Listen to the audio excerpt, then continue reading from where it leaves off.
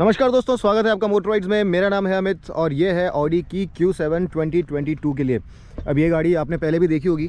इसका जो साइज़ है मोर और लेस सेम है, लेकिन इसकी जो लेंथ है वो 11 mm से बढ़ गई है। और ये गाड़ी अपने सेगमेंट की सबसे बड़ी गाड़ियों में से है। केवल GLS मर्सिडीज़ की जो है वो ही इससे बड़ी गाड़ी है। बाकी अगर आप इसे X5 से कंपेयर करें या फिर XC90 से कंपेयर करें तो उनसे ये गाड़ी ज़रा बड़ी है।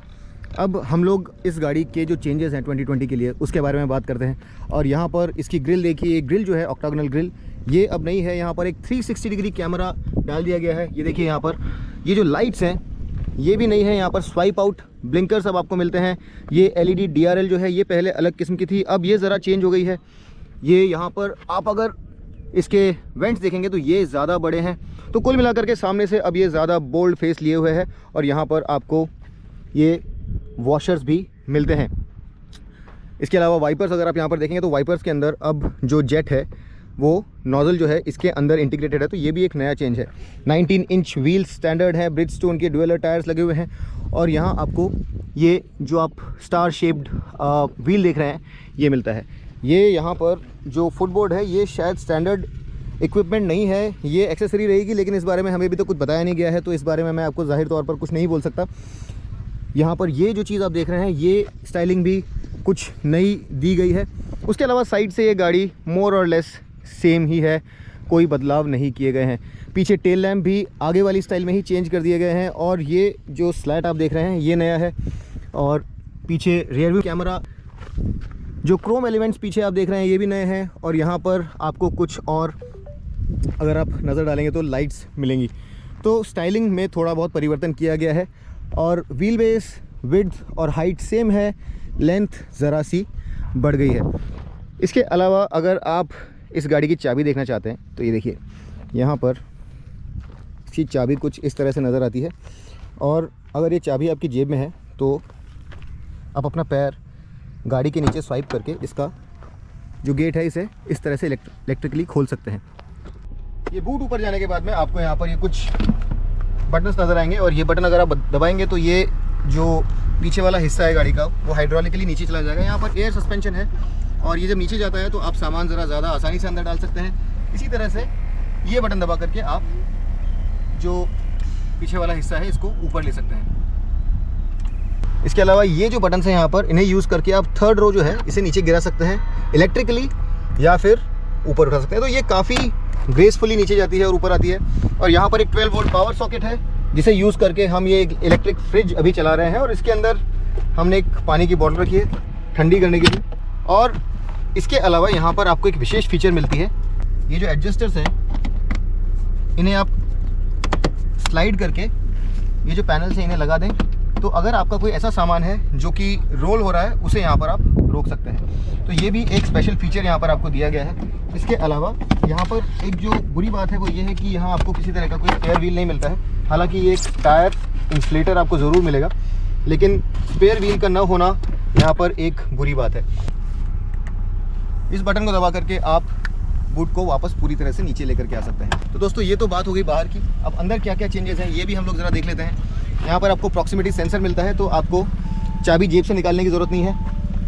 हीटेड मिरर्स आपको मिलते हैं और 1 touch up and down window buttons हैं, यानी कि आपको एक ही बार बटन प्रेस करना है। चाइल्ड लॉक यहाँ पर आपको मिलेगा। और जो यहाँ पर डोर पैनल है इसमें बहुत सारा स्पेस है। 1.5 लीटर की वाटर बॉटल भी यहाँ पे बड़े आराम से आ सकती है। ये फुटबोर्ड बहुत ही काम की चीज़ है। जिन लोगों का कद छोटा है वो बड़े आराम से अंदर घुस सकते हैं। और इसके बाद यहाँ पर ये जो इलेक्ट्रिक एडजस्टमेंट है ये भी काफ़ी अच्छे खासे दिए गए हैं आपको। ये इलेक्ट्रिक एडजस्टमेंट 4 एफ्ट एडजस्टमेंट के लिए और लंबा सपोर्ट के लिए भी है। ड्राइवर के लिए 2 वे मेमोरी है। और ये सारे जो मटेरियल्स हैं यहाँ पर ये भी बहुत अच्छे हैं, क्वालिटी बहुत अच्छी है। यहाँ पर लेदर का प्रयोग किया गया है और सीटों के लिए खास तौर पर क्रिकेट लेदर का इस्तेमाल किया गया है, जो कि एक अच्छी क्वालिटी का लेदर है। ये आर्टिफिशियल लेदर नहीं है, रियल लेदर का यहाँ पर इस्तेमाल किया गया है।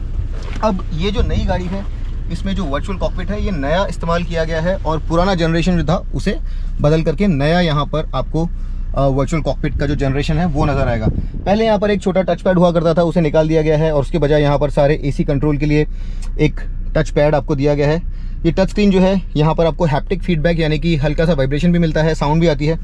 और hill descent control, parking assist plus, यानी कि ये गाड़ी अपने आप को पैरेलल और परपेंडिकुलर खुद ब खुद पार्क कर सकती है। तो वो भी फीचर यहाँ पर आपको मिलता है। यहाँ पर आपको लेन डिपार्चर असिस्ट भी मिलता है, यानी कि गाड़ी जो सड़क पर लेन्स लगी हुई हैं उन्हें पढ़ सकती है, और अगर आप वियर ऑफ हो रहे हैं यानी निकल रहे हैं बाहर तो आपको अपने आप आगाह यानी वार्न कर देती है।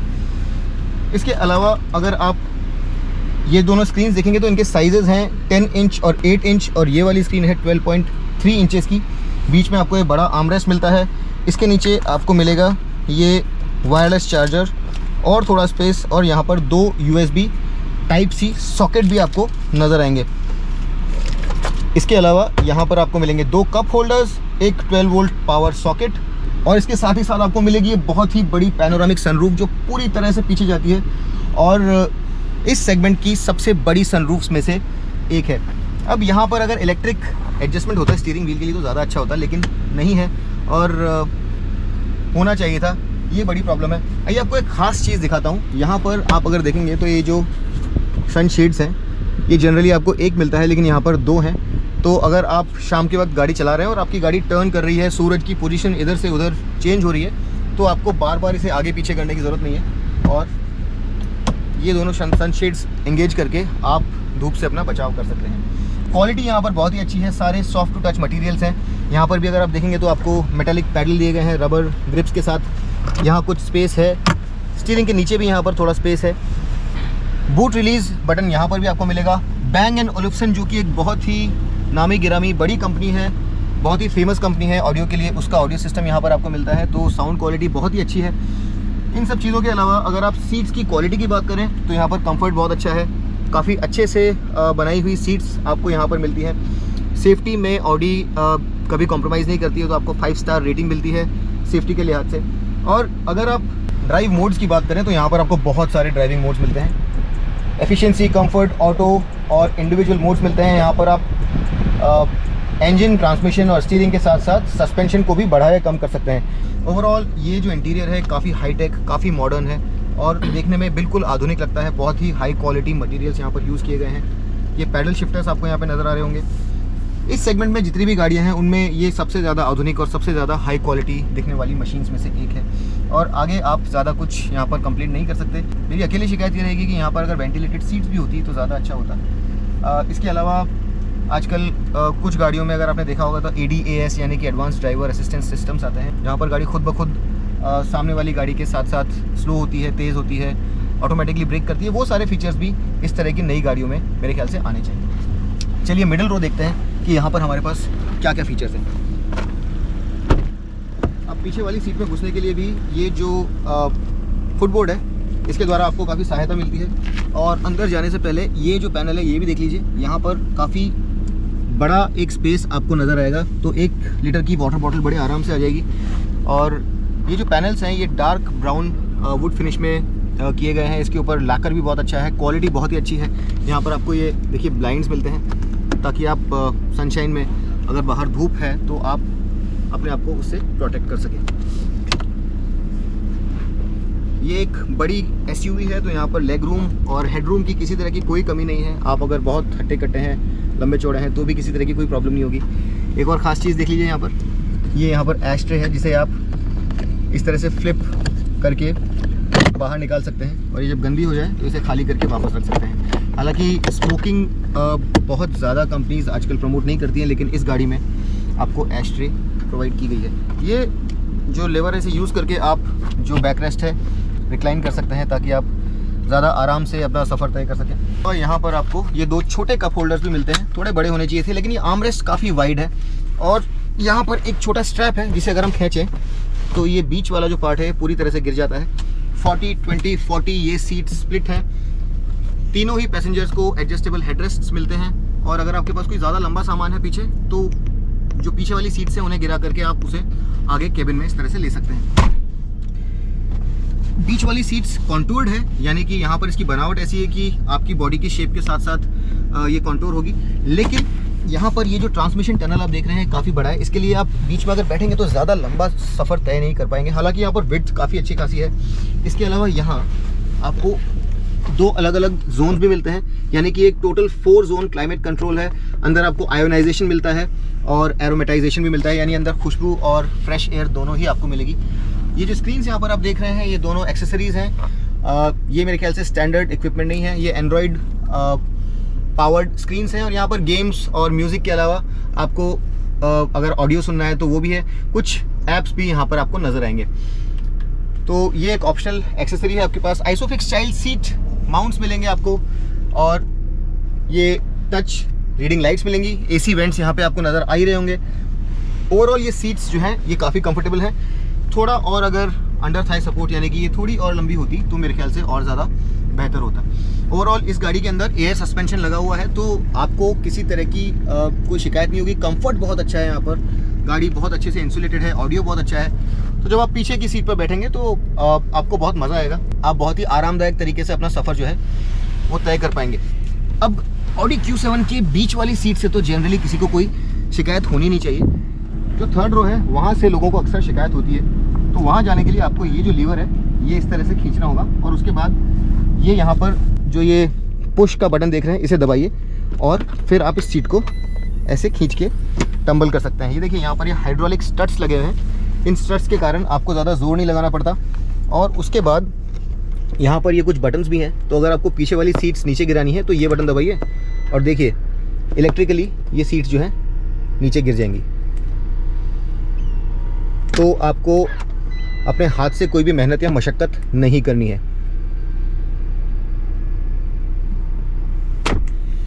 अब हम लोग देखते हैं कि अंदर घुसना या बाहर निकलना कितना डिफ़िकल्ट है।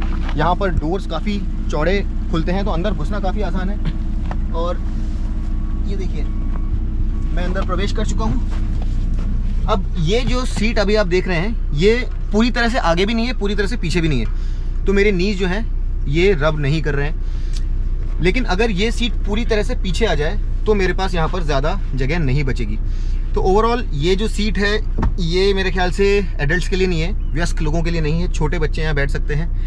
अगर आप एक एडल्ट हैं और फैमिली में कोई इमरजेंसी है या फिर आपको कहीं छोटे डिस्टेंस में जैसे किसी मॉल में या सिनेमा जाना है तो यहाँ पर आप 2 एडल्ट्स को भी बिठा सकते हैं, लेकिन बहुत ज़्यादा डिस्टेंस के लिए नहीं।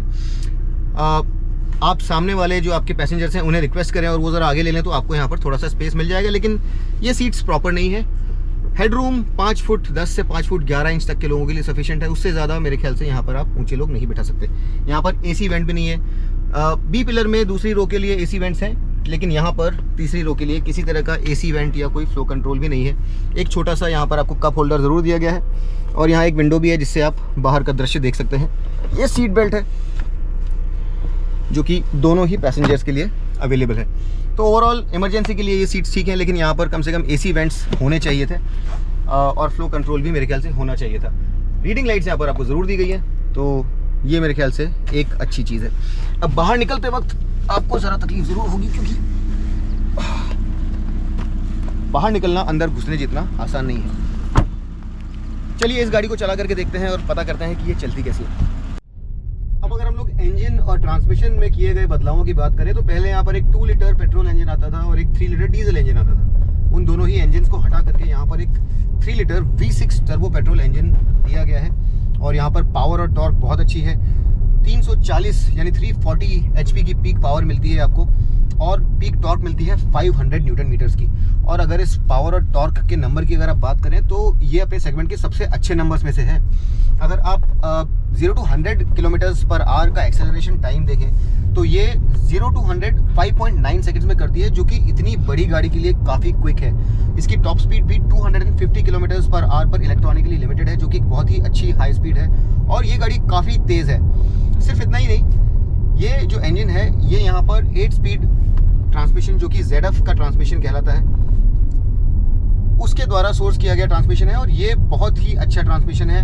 ये जितनी भी ऑटोमेटिक गाड़ियाँ आती हैं उनमें सबसे अच्छे ट्रांसमिशन सिस्टम्स में से एक है। जब आप गाड़ी चला रहे होते हैं तो गियर शिफ्ट्स कब होते हैं आपको बिल्कुल पता नहीं चलता है। उसके अलावा यहाँ पर जो सस्पेंशन है ये भी बहुत ही अच्छा है और अगर आप एक फैमिली के साथ चल रहे हैं तो आप कंफर्ट सेटिंग में डाल दीजिए और उसके बाद ख़राब रास्तों पर भी आपको अंदर किसी तरह की कोई तकलीफ नहीं होगी।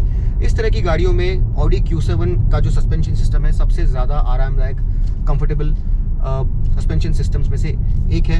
यहाँ पर आपके पास जैसे मैंने आपको पहले बताया था ड्राइविंग मोड्स में डायनामिक मोड है। जब आप डायनामिक मोड में जाते हैं तो थोड़ा सा सस्पेंशन नीचे चला जाता है ताकि आपको जो स्टेबिलिटी है ज़्यादा अच्छे से मिले और इस गाड़ी की हैंडलिंग भी बहुत अच्छी है। हालांकि अगर आप इसे BMW X5 से कंपेयर करें तो BMW X5 की हैंडलिंग इससे ज़रा अच्छी है और उस गाड़ी को चलाने में भी ज़रा ज़्यादा मज़ा आता है, लेकिन ये ज़्यादा आरामदायक है, इसमें ज़्यादा स्पेस है और ये ज़्यादा प्रैक्टिकल भी है।